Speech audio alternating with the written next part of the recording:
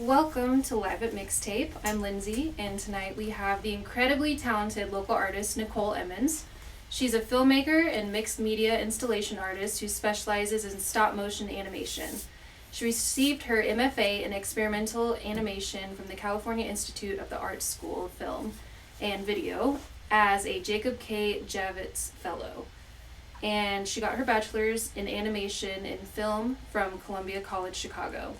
She is a dual citizen of the Potawatomi Nation and the United States. Her short films have screened in film festivals nationally and internationally. Her work can be seen on network, streaming, and web formats in series, music videos, feature films, and commercials. She works professionally as a director, animator, artist, and educator. Nicole's virtual tip jar info is going to be posted in the comments. Please tip if you are able. And if you have any questions for Nicole, go ahead and drop them in the comments, and we're going to let Nicole take it away. Hello, I'm Nicole Emmons, and I'm a stop motion animator and artist, and I'm going to be showing a stop motion demo. This is a little bit of puppet animation. We're using wire armatures here, and the flower puppets also have wire armatures, and I'll be showing you a couple of tools from the trade, things that you need to have with you, and a couple different kinds of puppets that you can use. So this type of this type of stop motion animation is where the camera is set up and looking this way. Our camera is right over there, and I'm using Dragon Frame software to capture my images. Dragon Frame is pretty much the industry standard for stop motion. It's used on all the major stop motion films. It was created by two brothers, Diami and Jamie Cleary. Jamie Cleary went to CalArts, my school, and it was I think they created it in like 2008. But there are other software. There's other software you can use. There's also Stop Motion Studio, which is available for free, and that's a great one to just get started on. And you can use it on your phone or your tablet. And there's a upgrade that's like $10 if you want to get into the more robust features of the software. And I recommend that if you want to start making movies with it. But it's great for kids and to learn on.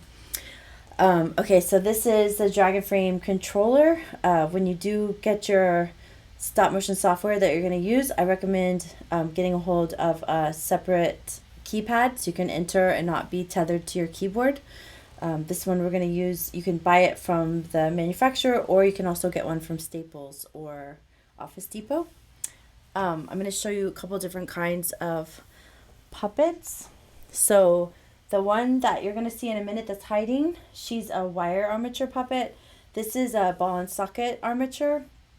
You can buy these pre-made. I think you can get a really basic one for about $150 online. And then you can either use the foam build-up method where you sculpt, put foam on it and then carve out the shapes and dress it, or you can create a character out of clay, and then you would create a mold, and you would do like foam, latex, or silicone, or urethane foam. There's different varieties, but this would be inside the mold, so then your puppet would be on top of this.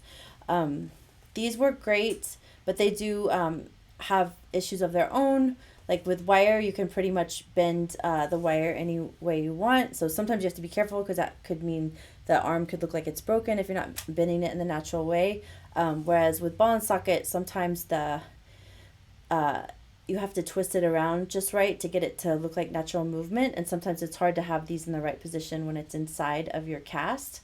So although these are fantastic, they have their own issues. And they can actually break sometimes. I broke one when I had too much latex foam on one of my puppet's legs. It was actually too much resistance, and it actually broke one of the joints. There are holes right here that have been drilled in. They're threaded holes, and this is for threaded rod. And most stop motion puppets have a way to tie down to the set, and the reason for that is you want to be able to isolate the movement. So you'd want to isolate the feet if you're only going to be animating up at the top. That's why these are kind of locked off in different areas of movement, so that you can kind of focus on each area. The puppets that I made, although they're wire armature, they still have tie downs, and these are these are what my tie downs look like. You can get these from the hardware store. There's also a manufacturer called McMaster Carr, and they make threaded rod in all different sizes. But you can get these even at Ace. Ace Hardware has a fantastic selection of small threaded rod. You can get 6/32 and all these great little sizes. But those go in the feet, so you drill a hole into your set, and then you take your tie down and you push it up through the hole and thread it into a nut that's built into the foot of the puppet. Those are essential as you go forward. I wanted to introduce, these are Barbie Made to Move dolls. I'm actually going to use these for a music video with Lindsay. But these are pretty cool for getting started because they have all the joints already hinged, like the hand, and it can go 360, as well as the arm, the shoulder, the waist as well. You can check it out. They sell them on eBay. You can get them. But this would be a good place to start because they have all their joints move. The issues with these is you'd have to create your own tie downs, and their feet are quite small. You can also hot glue. I worked on one video where we literally drilled the foot directly to the set. The problem with that is when you have such a tiny foot, if you have a lot of walking or anything going on, eventually it will rip. So it's not a good long-term solution, but if you're just trying to get, something done fast, it's okay. If these joints are too loose, you can always put a little bit of tacky wax or museum wax inside, and it will stop it from being quite so wobbly. The wire that I recommend to use for puppets is aluminum armature wire. You can get it through kitcraft.com. Dick Blick has it. Michael's has some, and but the art supply stores around here, you get a lot smaller quantity for the price, so it's better to get it online. If you go to the hardware store, the only wire that you can use for animation at the hardware store is annealed steel wire because it won't be brittle, it won't break on you. But it is quite tough, and that's why aluminum is a little bit better because it has it's really flexible, and it has a longer life before it breaks.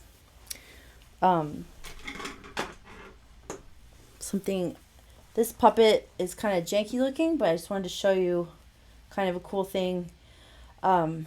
So you can have replacement heads for your puppets. So this is, again, a wire armature. This is square stock that I put on top. And then I put a larger piece of square stock inside the head, and I used an epoxy glue. This is slightly smaller, and then you can put the head on like that, and then that way you can have replacement heads. So that's if you wanted to have replacement, it's for doing different expressions or for dialogue. You can also do replacement mouths. You can make mouths out of clay. There's different things at, I used to work at Robot Chicken, and over there they just use sticker mouths. So you can also print out all the different mouth shapes and just have them on tiny stickers and stick them on. It's not going to give you a very realistic look, but it works for lip sync. It's still, you'll be able to read what they're saying and stuff. Lip sync is quite complicated, so we're not going to go into all that today, but if you have questions about it, you're welcome to write me. What other shows have you worked on? So I've worked on, let's see, I worked at Stupid Buddy Studios, at Starburns, and at Bix Pix. So I worked at Tumbleleaf for a hot minute. I got a shot in Tumbleleaf I'm very proud of. I worked on a feature film called Hell and Back. Danny McBride was on that. It was pretty cool. That was my first feature film with stop motion. It was really exciting. Susan Sarandon, Mila Kunis. And at Bix Pix, what else did I work on? I've worked on lots of commercials as well. Honda Days, something for Hallmark, like lots of different commercials. And I can't remember what other shows right now because I just got nervous. I like to work on shows still, but I also really enjoy making my own stuff. But it is great to work with others because you learn a lot. I worked on Community, the Christmas special. That was my first professional job outside of CalArts, and that was very exciting. I got to meet Childish Gambino, and we made a puppet of him, and we got to animate with him. So These are the puppets we're working with today. These puppets are pretty cool because they could be standing, like three-dimensional puppets like this, but you could also use these types of puppets when you are down shooting. And down shooting is the other kind of stop motion that you can do with puppets. Really briefly, I will show you, this is an example of a cutout puppet. So basically these guys would be, you lay them on a flat surface and they're hinged. So they have these little brads. And there's all kinds of different brads. Where's my hand? Oh, here it is. We have Brad over here.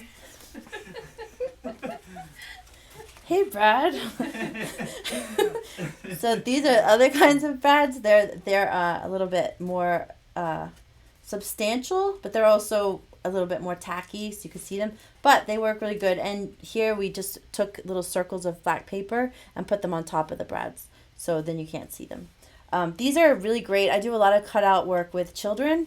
It's something that's pretty accessible and they can dive right in and be able to get their hands dirty and do some animation right away. Puppet animation is a little bit harder, and it's a little bit, the puppet building itself is a whole nother art form that you have to teach. So it's harder to teach the skill of animation and the skill of puppet building when you don't have very much time in camps and workshops. So if you guys want to learn, cutout animation is a great place to start. Lonnie Reiniger is a great person to look up for that. She does a lot of silhouette stop motion stuff. One other thing I wanted to show you guys. So this is a scuba weight. This is a 3-pound scuba weight, and this is a rigging system, like a poor man's rigging system. You can make puppets, like if you green screen, this is a little butterfly with a green screen wire, and if you shoot this on green, then you can get rid of this green wire, so it'll look like the puppet is actually floating in the air. And then this type of a rig is, again, using that square stock. We use that all the time in stop motion. You can have this other end going into a puppet or into a prop or whatever. And so you have this heavy base right here, this animatable wire, and then your object is up here being able to be moved around. Rigging is fantastic. That's how we get things to fly and to run and to jump. And so you just have to have a clean frame of your shot at the beginning, and then you do your rigging and try to make sure that your rig never crosses your puppet, and then you have to mask it out at the end. So a lot of masking and cleanup later, but that's how we do all those special effects shots. Oh, one last thing. This is the square stock. You can get this at train shops, hobby shops here in town. They sell this stuff. So you just get like the big and small, make sure they match. Okay, so now we're going to talk about this. Before you start with stop motion, you want to make sure that everything is locked down except for what you want to animate. The thing with animation is that you want to be able to isolate and focus on what you're actually moving. So in a professional studio, your camera would be glued down, your lights would be glued down. I was an animator, but I was also an assistant animator first. And the assistant animator's job is literally hot gluing everything. And you literally have to go around and glue everything down. I heard a rumor that on Coraline, Henry Selick directed, he would go around and actually hit things with hammers to make sure that they were locked down. Because what happens if something isn't locked down, like if the set isn't glued down or whatever, it can just move a slight bit and there's no way that you can get the shot back. Like you can jiggle things around all day, but it's almost impossible to get it to be back to where it was. So make sure if you're working on something really important to you that you glue everything down. Hot glue guns are your friend. Make sure also there's a lot of strings. So I also use hot glue guns for crafting. Usually you use a high temp for all the gluing down of objects, and you would use a low temp gun for craft and stuff like that so you don't burn anything or your hands. Question about puppets that we got earlier. I made these puppets, but I also embellished them with some craft items from Michael's. So these are just like fake leaves that I sort of cut or arranged in different shapes just to add kind of a natural feeling. And that's also, this paper is just a craft paper from Michael's. And sometimes I'll do that for backgrounds and things like that. It is cooler if you can make your own, if you can paint your own or work with a set painter or somebody like that, because it just looks better. But if you have to use store-bought stuff, it's better than nothing, right? So, and it's fast and it's usually pretty quick. I mean, pretty cheap. I think this was like $7 for a roll of this stuff. Okay, so now I'm going to start animating. Basically what's happening is there's a flower creature in there, and she's going to kind of come out of the flowers, and it's going to happen fairly slowly. I think the whole shot is going to be about 1.5 seconds. Where's my keypad? We're shooting 24 frames a second, but I shoot on 2s, and what that means is each image that I take remains 2 times. So most people shoot on 2s, but some people shoot on 1s. Like I think at Leica they shoot on 1s, and that just means that in 24 frames a second there's an individual image for every single frame. And the way I shoot, I hold each one twice. Unless certain scenes where you're going horizontally across the frame, you have to shoot on 1s or else it'll stutter. And also for really fine movement, like my buddy Drew, who's actually the creator of Tumbleleaf, he won an Emmy for shooting this beautiful shot with a dragon, and the tail he did on 1s, and it was just like immaculate. Drew Hodges, amazing animator. Okay, I'm going to start. So when you first start, you want your first move to be kind of chill, and actually always take a frame of your very first thing before you shoot anything. Let's get this back up.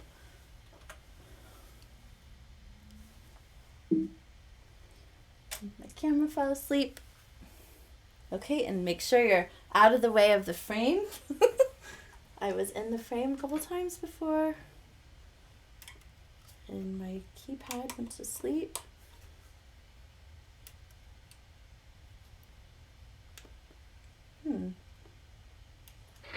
Okay, there we go, we're back.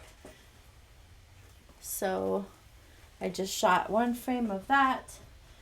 Always get in the habit of not putting stuff in your shooting space, because you will forget. Like I almost just laid this right here, and sometimes you just, it slips your mind and you'll end up with tools or random things in your frame. So get in the habit of not putting stuff on the set.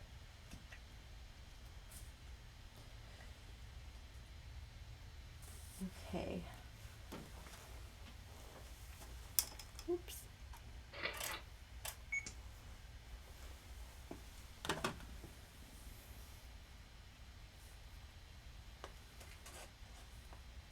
Kind of like Twilight Zone-y with living plants.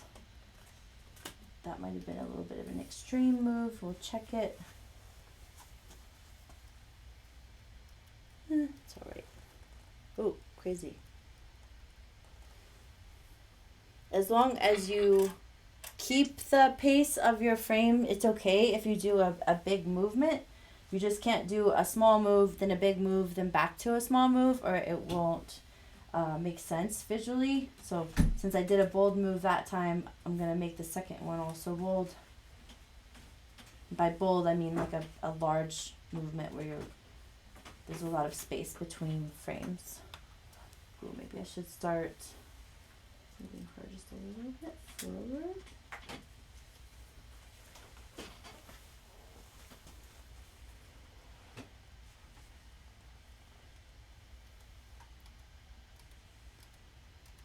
Okay, I'm going to take this off. You can see your frames in high res or in low res. With Dragon has to work with a camera that has the ability to capture live feed. So every frame that Dragon takes, it's taking a low res photo and a high res photo. And you can even take 2 types of high res. You could take a RAW and a JPEG, and you can do a small, medium, or large. Some people like to shoot in RAW because it gives the color correction people the most leeway with having control. I don't normally shoot RAW, but I know a lot of people recommend that. All right, that looks pretty good.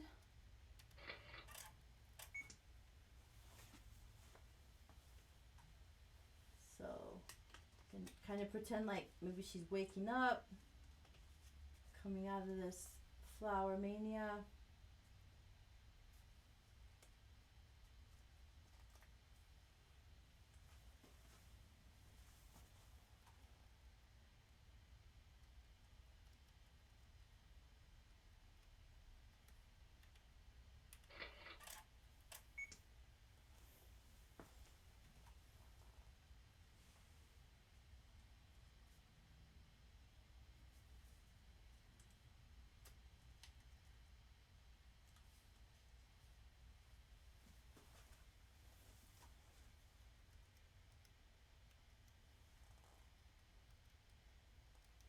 So I don't know if you can see, but like, so the flower is like going sideways, sideways, and then up, and then it's kind of going down, and then all of a sudden it's kind of going sideways and back up again. You want to keep track of the path of your object. So if an object is in motion and it's kind of like going like this, you want to keep that trajectory and whatever that curve is that it's doing. You don't want to like start to tip over and then suddenly make a move up here and then go back down, or it'll look more choppy. So the whole thing is, you imagine that everything you're moving is on an arc. So you imagine like it's easier to see with us, but like everything that you're moving, it's all like about circles. Animation has a lot to do with physics, and it's all about like the physics of movement. So you want to think about everything is kind of moving on an arc, even if it's going. Most things in nature don't move on straight lines really. So even if it kind of appears to go on a straight line for a while, there's probably a dip at the end or at the beginning. So you want to make sure your objects are kind of going along with those rules. So back to that. So I'm going to move my flower down a little bit because of that.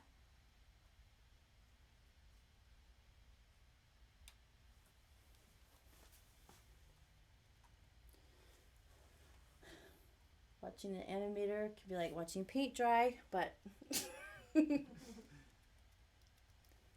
we'll just say yes to that.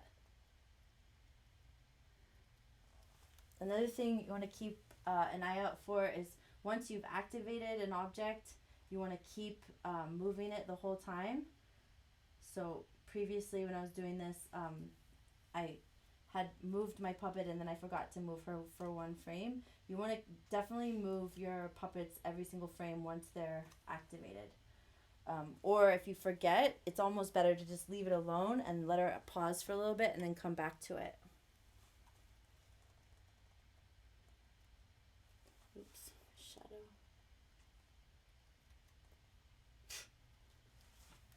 Sorry. So I'm able to take my time for this thing, but when you're working for a company, you usually have a quota for stop motion, and some TV shows are 10 seconds a day. That's kind of like a TV show average. But features like Kubo and Two Strings and Paranorman and Box Trolls, their quota is like 1 to 2 seconds a day. So it's like 2 seconds of the most finest high quality animation that you can imagine. TV is a little bit more lenient. You can get away with a little bit less quality. You still have to be good, but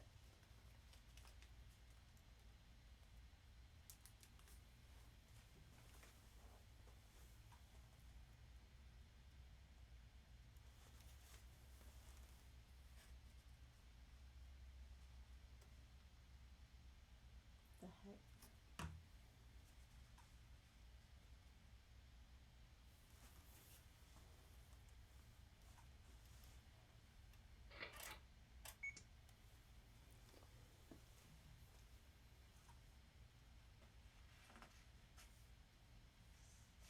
How did you get interested in stop motion? I got interested in stop motion when I was a little kid, from watching Christmas specials.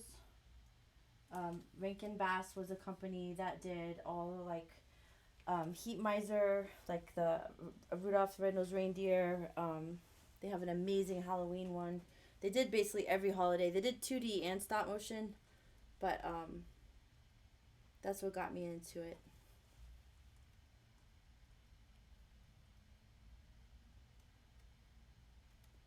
Haha, it's funny. Would you animate things when you were younger? No, I didn't really understand I didn't understand how to do animation when I was growing up. I thought it was amazing, but I didn't have any idea. It seemed like magic to me. But I went to Columbia College as an undergrad, and I was sort of lost. I didn't really know what to study because I had dropped out of my first school, and they said they had an animation department, and then I found out they had a stop motion department, and I just fell in love. I couldn't believe it was something that you could study. It was just absolutely mind-blowing to me, and so that just began my lifelong love affair.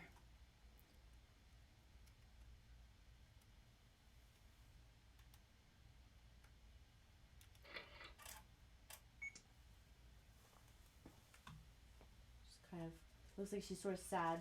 Her flowers are falling down. Little does she know the rest of the flowers are gonna come to life.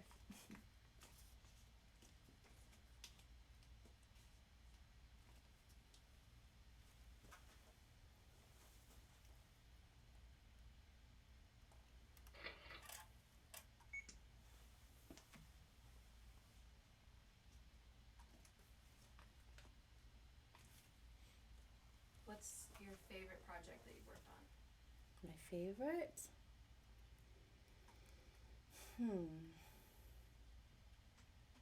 That's a very difficult question. Or the project you have the most memories from? It's hard to say. I have like favorite people that I've worked with. I don't know. I have a crew like from Cal Arts. I used to work with Elder Son was my teacher and also a DP that I worked with a lot, and I had a really great time working with him. I worked with him on a lot of jobs. And Max Winston. Robot Chicken was actually pretty fun because everybody was very cool and it was like exciting to see all the sets and everything. But Big Pix was fun. I like my own projects as well. Pretty much every stop motion project is awesome. Like it's always really fun. Especially if you have a good crew, people that respect them, respect each other, respect the craft. Like that's always important.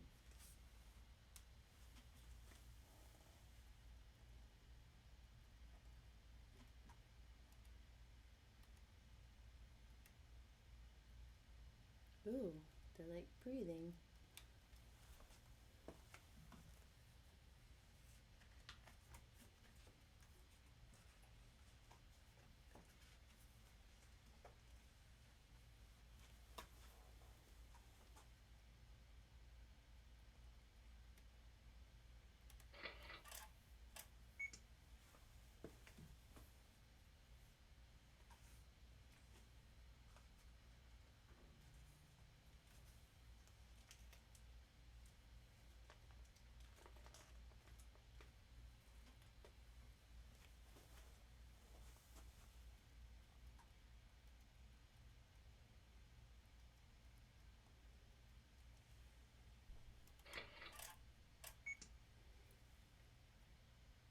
Oh, I was gonna say. Oh wait, I think I just shot myself in.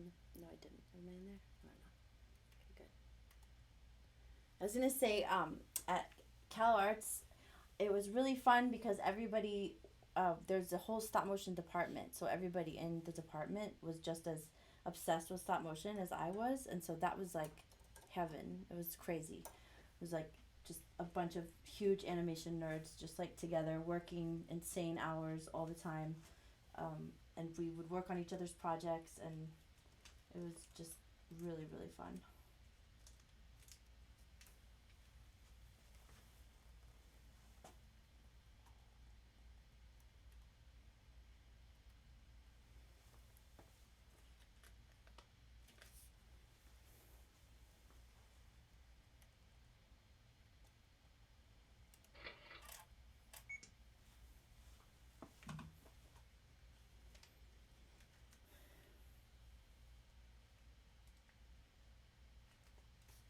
Do you do any other workshops, like for somebody just getting interested in stop motion? Like, what are some resources for them?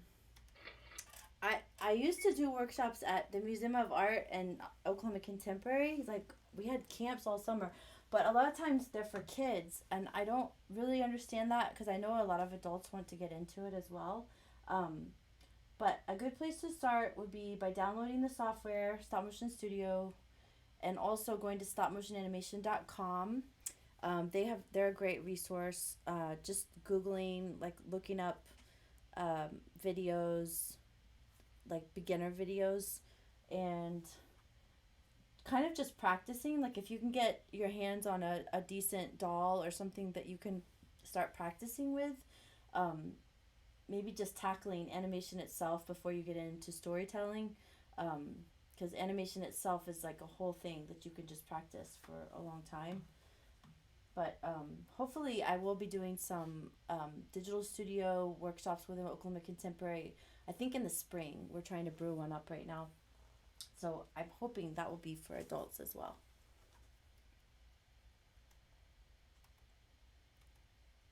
Okay, so this is a good point, a good place to have the puppet stop moving. So you could see in that last, what I just did, she's still, but then her hand moved a little bit, so that's kind of weird.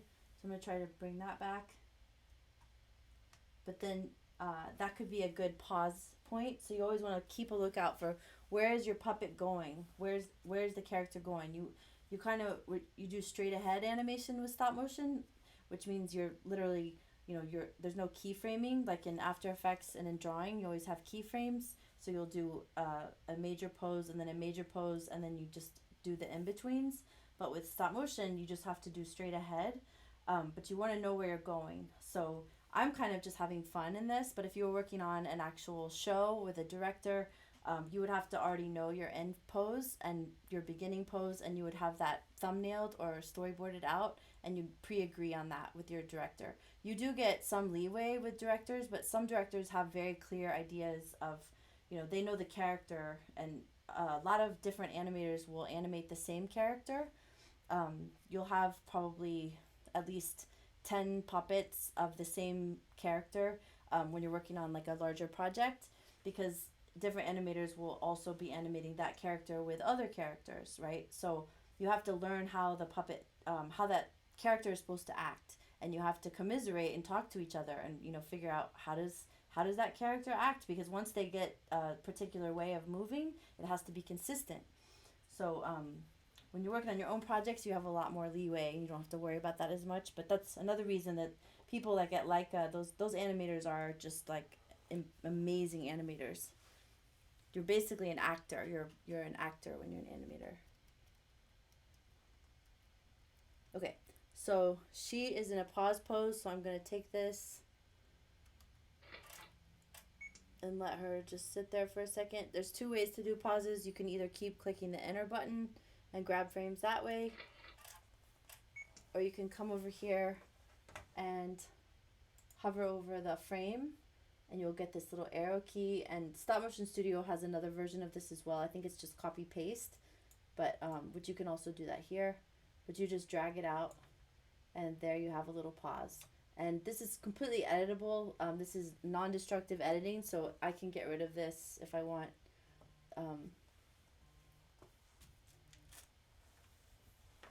Okay, so 6 frames isn't that much of a pause. Let's see what it looks like. I think I'm going to go a little longer. So another thing that's a good idea to do is so your character is pausing, but while she's pausing, something else could come to life. So last time I animated this flower behind her. So I think I'm going to do that again. So just gently, and then I'm kind of like activating this puppet. So I'm just going to touch it a little bit and start to just kind of gingerly bring it to life, not doing too much at first and leaving the puppet alone.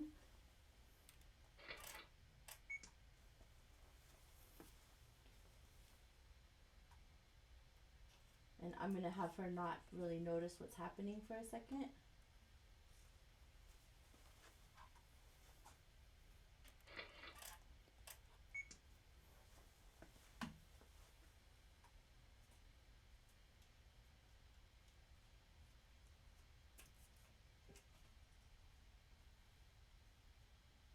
Who are some stop motion animators that you look up to? My favorite filmmaker is probably Jan Svankmajer. He's from the Czech Republic. We actually have the same birthday, which is really cool. I think he's like 40 years older than me or something. But I like experimental animation. I like Kirsten Lepore, Max Winston. They're also my colleagues. But I love their work. And I like that movie Mary and Max. I like a lot of Czech animation, a lot of experimental animation, and a lot of experimental filmmaking in general. Yuri Norstein, he works this way. So this way is when you're shooting like this, but this way is when you're down shooting. And there's a lot of experimental animators that work that way. Oh, cool. So that flower is making a crazy shadow on the back flower, which normally we wouldn't want that, but I think it's kind of cool. So I'm going to keep it. Wait till I take that. Okay. Oh, I didn't take it yet. Okay, take this one. Okay.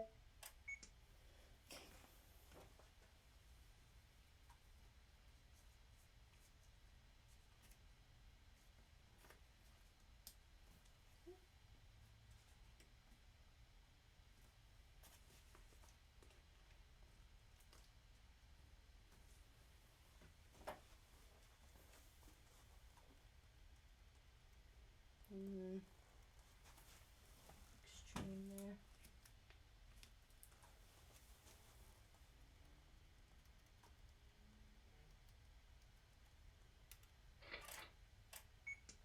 Oh, Danielle Ash, another really great animator, also a colleague, but she's amazing.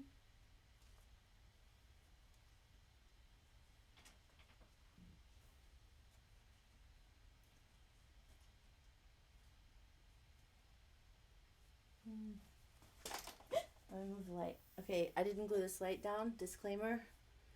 So it moved, but can we see it? It's not too bad. But when you're shooting your masterpiece, glue everything down. You will regret it.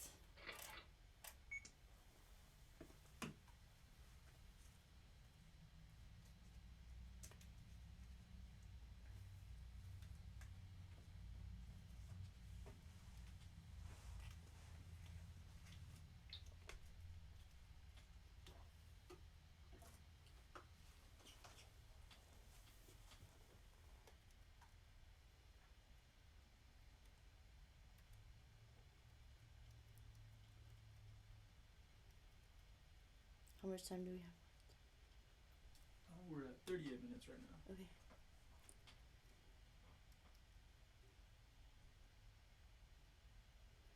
So, right here, if you look at the head, well, first of all, my head's in the frame. What the heck? Hold on. It's too late. I'm gonna have to cut that frame. It's okay. It's better anyway. Okay, you see I kind of accidentally moved the flowers in the bottom. Once you set stuff, you can glue it down or lock it down, but since I activated it, I'm just going to keep animating it.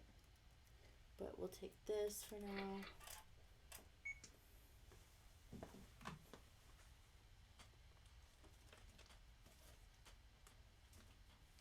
What are some stop motion animation movies or short films you would recommend to people?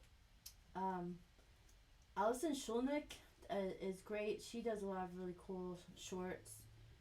She has one called Mound. And there's a few that she's done that are pretty amazing. Kirsten did one called Stranger. She also did an episode of Adventure Time that's stop motion. That's super amazing. And this Funkmeyer situation, he did Alice, a version of Alice in Wonderland that was done in the 80s, and it's live action and stop motion mixed together, and it's really good. It's really weird, but it's beautiful. What else? Oh, Carol Zaman, another favorite. I forgot. My favorite actual stop motion movie in the world is called Inspirace, and it's live action and stop motion, but he actually made replacement animation with glass. He worked with a glass blower, and they made replacement animation pieces, and it's just like, it's so beautiful. It makes you want to cry. It's amazing. Ray Harryhausen, huge influence. Pez is also really good to look at for people starting. He does a lot of object animation. She's moving down again. Okay. Hold on. It's also really hard to focus and talk at the same time, like to animate. So if this animation starts going downhill, you know why. It's because I'm talking. Did I already explain how animators are in a room for 10 hours by themselves? Did I say that on this? So normally you're literally in a box. It's like with these massive black curtains, and you're there for 10 hours by yourself, unless you are doing something really complicated. You get an assistant, but.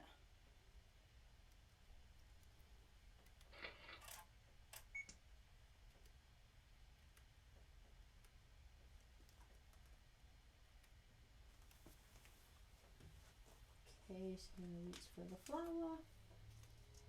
Would you say that stop motion is not for the impatient? Yeah, you have to love it. I mean, yeah, I have students sometimes that get really frustrated. They'll like make 4 movements, and it's usually children, but they don't understand why it's not like a minute long. And they're like, can't you speed it up or slow it down? I'm like, no, you have to physically take the photographs to make it speed up or slow down, and they don't understand that, and they get really upset. So it's a labor of love, but it's very rewarding. It's so magical. I mean, the fact that you can make just random things have life, and we were talking about this earlier, but anything can be animated. I mean, you can animate these paint cans. You can animate human bodies, pixelation. You know, you can animate anything. So I think it's really exciting in that way. And I also like it a lot more than just like CGI. I've tried my hand at CGI, and it's so boring to me to just be like in there with moving the boxes around and all the little things. I don't know. I'd rather touch stuff and make stuff with my hands. Okay, let's see how horrible this is. You have to be kind of a perfectionist though, and if you're not, then I don't know. Might get frustrating. There, that's not bad. Okay. I keep accidentally moving those flowers at the bottom, but I guess they're alive.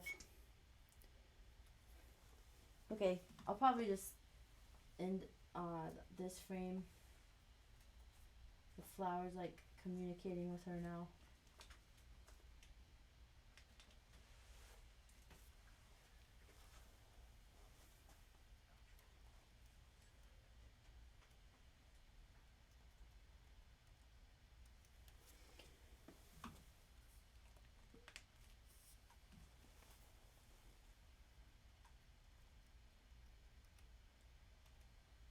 That's pretty good. Alright. Should we stop there? Okay. Cool. Well, oh yeah, let's watch the whole thing. Oh yeah, I'll take it off short play. Short play, I can't remember if I said that, but it just plays a little bit of the shot, so you don't have to watch the whole thing every time.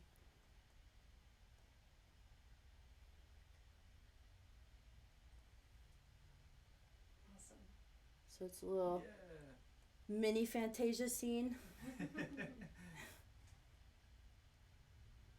So thank you guys so much for attending this little Facebook Live, and I hope you guys all try your hand at animating, and email me if you have questions. And I'm going to be making a short film this coming year called Daughters of Okichikimikwe, and I will probably need volunteers and help. So if you're interested, contact me. Okay, thank you. Thank you so much for tuning in, and a huge thanks to Nicole for sharing her art with us.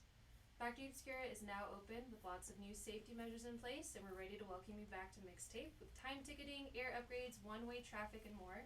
Visit factoryobscura.com to book your experience. We hope you have a wonderful night, stay safe, and we'll see you next time. Thank you so much.